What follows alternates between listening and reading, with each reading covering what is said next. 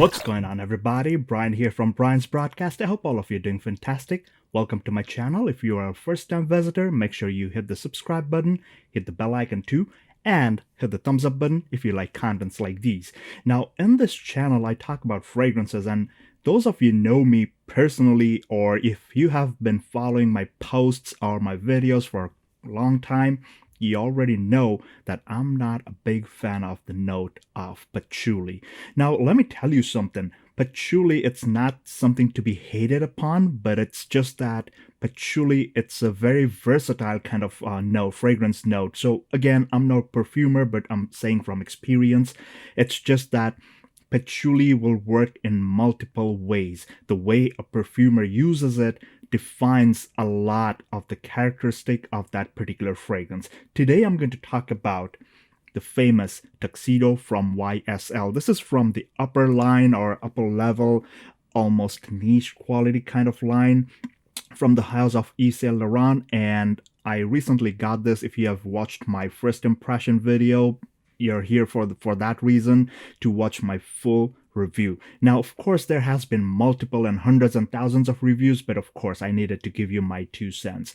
Of course, this is a wonderful fragrance. Again, when I posted pictures of this on Facebook, on Instagram, I got a lot of feedback saying, hey, this is nothing phenomenal. Yeah, it's okay, it's meh, stuff like that. And then there were people who claimed this is a masterpiece. Now, your question to me is, hey Brian, what do you feel about this fragrance? And I'm going to tell you all about it. Let's talk about the fragrance notes first. I'm going to read the notes from Fragrantica. So on the top, you have violet leaf, coriander, and bergamot. In the mids, you have rose, black pepper, and lily of the valley. And on the base, you've got patchouli, ambergris, and bourbon vanilla. Now, this particular fragrance, like I said, it has patchouli in it. And of course, in the front, if you will notice, I don't know if you can see it, it says epices and patchouli. I hope I pronounced it right. Epices, epice. It's basically saying spices and patchouli. And if you're hearing that siren, New York City, so can't avoid it.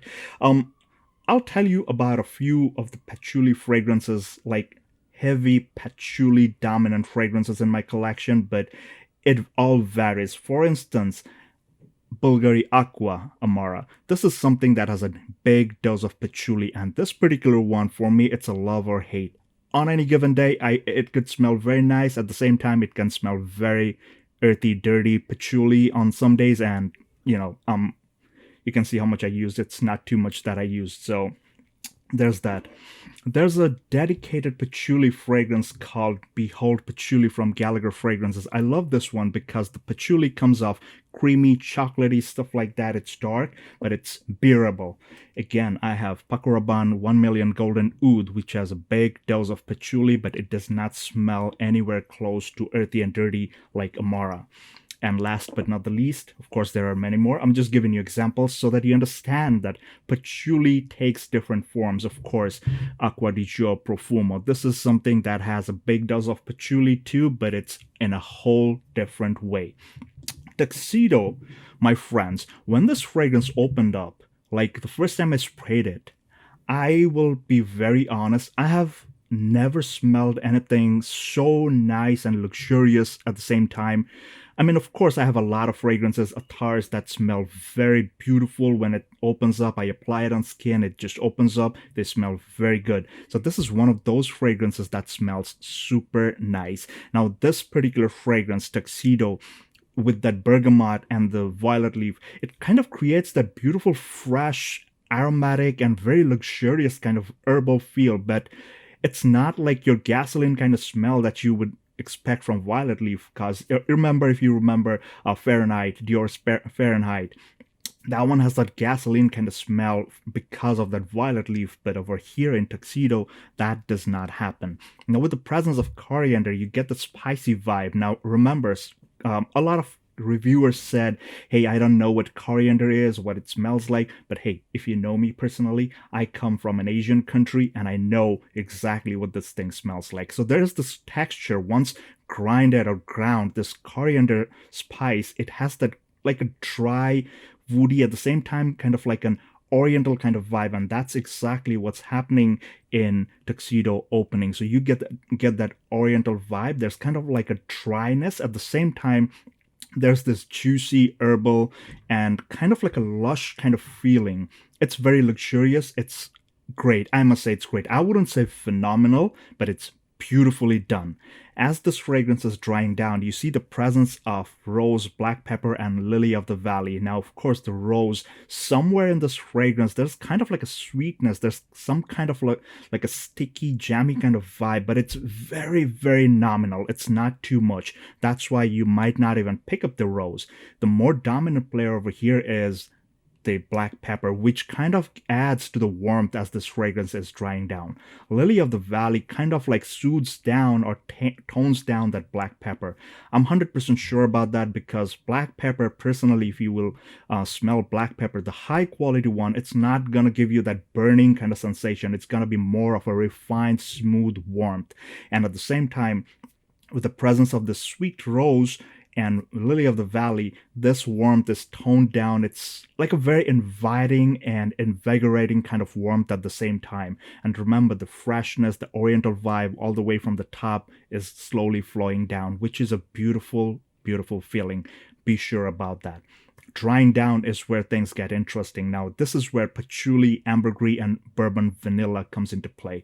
Now, remember, like I said, although it says patchouli right here in the front, spices and patchouli, remember, this patchouli kind of adds to the darkness, but not too much. It does not smell earthy. It does not smell super dirty, but it adds to some kind of a darkness, like a dark, deep, dark, like a bitter kind of woody kind of feel, but that's very nominal.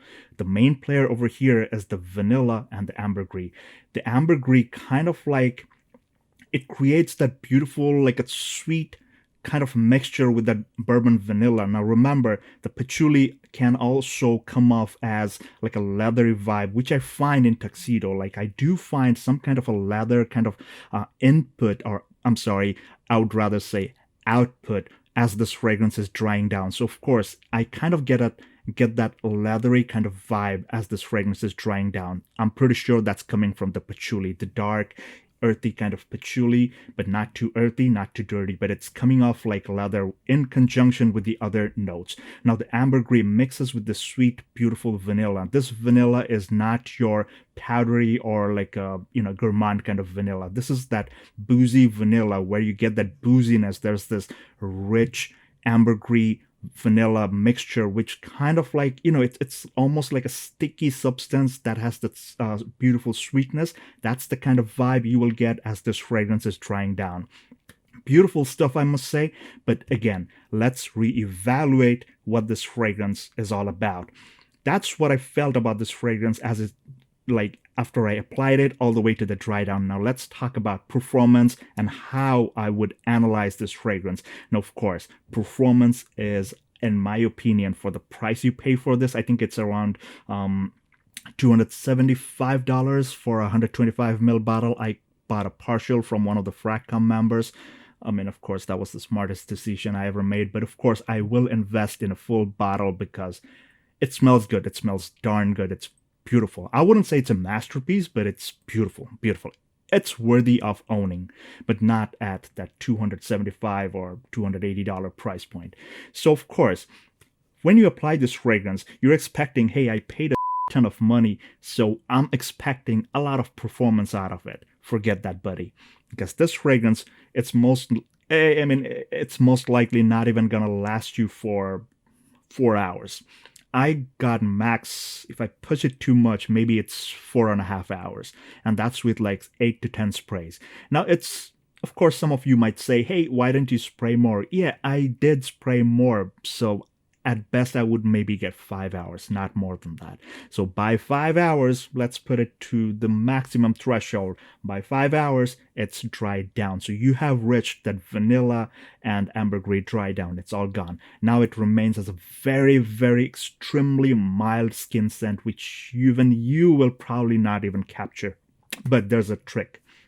This fragrance lasts longer on clothes. So make sure, and like I said, because it's a darker colored juice, And if you're wearing any light colored clothes, I highly recommend you spray from far away because this atomizer is beautiful and it sprays a lot. I mean, it just kind of like splits the whole liquid into billions of molecules, like it's gonna be all over you. So the farther you spray away from your clothes, it's gonna spread more. So it's not gonna stain your clothes. So just don't spray it from like too close. That should do the trick. So if you go with like 3 to 4 sprays on your clothes, it takes much longer to dry down, and of course it's going to stay for longer. So that's the trick right there. So if you already own a bottle and you're struggling with performance, make sure you spray on your clothes, but make sure you spray it from far away so that you get a better, bigger coverage area. So guys, and talking about the projection, so I found that it projects pretty loud for like the first half an hour, after which it slowly tones down to an arm's length and then slowly further drying down this fragrances, like coming more closer to you. It's not gonna be like projecting all through, even if your body heats up. I've tried it during some of the warmer days and also of course during the cooler months now in New York City, but yeah, that was the average finding. I took my time with this one. If you will notice how long I took when I posted my photos, my initial impression, and finally putting out this review. So I took my time with this. And yeah, guys, that was my honest and humble take. Of course, nobody sent it to me. These are unsponsored videos, so make sure you hit the thumbs up button, watch the ads, whatever you want to do. So make sure you support my channel. And yeah, don't forget to hit the subscribe button. And just remember, I do giveaways, so if you don't want to miss all those giveaway videos, I highly recommend you stay subscribed and hit the bell icon too. So until the next one, guys, please take care, stay safe, and all the best.